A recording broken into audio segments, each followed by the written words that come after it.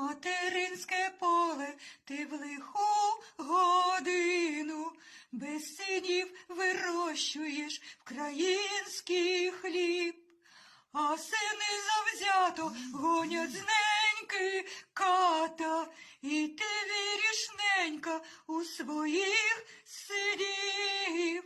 Хліб твій рвали бомби, гатили снаряддям, полум'ям горіли рідні жнива, але знов весною ти збирала сили, щоб зростить колосся миру і добра.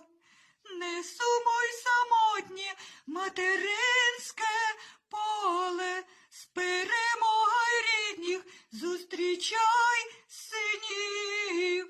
Буде перемога, буде допомога твоїм вдов'їм ручкам, щоб зрости